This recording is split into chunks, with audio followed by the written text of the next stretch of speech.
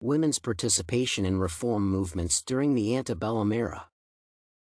Several reform movements emerged during the antebellum era in an attempt to restructure American society. Many people were displeased with the status quo and believed that change was necessary. Most of the reform movements emphasized morality and the pursuit of righteousness. Some of the issues promoted by the movements during the antebellum era include temperance, education, rehabilitation, slavery abolition, and women's rights. Women were usually actively involved in these reform movements because they were perceived as the voice of morality. The temperance movement aimed to reduce and curb the vice of alcohol consumption in the United States. This movement was mainly comprised of women who condemned the consumption of alcoholic beverages because it created rifts between family members. They claimed that men spent all their money on alcohol, leaving their wives and children without basic needs. Additionally, men spent a lot of time at bars away from their families, thereby disintegrating the family setting.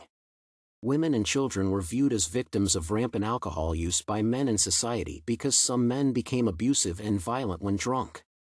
The temperance movement was a platform for women to speak against overconsumption of alcohol.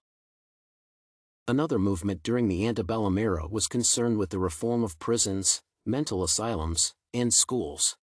The prison reforms movement established prisons for errant members of society to be rehabilitated. The emphasis on helping people to get better also led to the establishment of asylums to house the mentally ill. Aside from prisons and asylums, other movements pursued school reforms. Education was viewed as the means of preserving democracy and preparing the youth for their civic responsibilities. Since women were viewed as inherently nurturing, they participated in these movements. Women were also a big part of the abolitionists and women's rights movements. They advocated for the abolition of slavery as it was dehumanizing. These two movements, abolitionists and women's rights, intersected since members of one movement often supported the other. For instance, in her letter to Catherine Beeche, Angelina Emily Grimké reported that she had noted parallels between the treatment of black people and that of women. She recognized that women and black people were denied similar rights. Consequently, women fought for the emancipation of slaves as well as their own liberation. Despite being able to accomplish several things within the movements, women faced significant obstacles. The biggest obstacle was overcoming the cult of domesticity and rigid gender roles. Traditionally, women were viewed as homemakers and child-bearers without a place in society.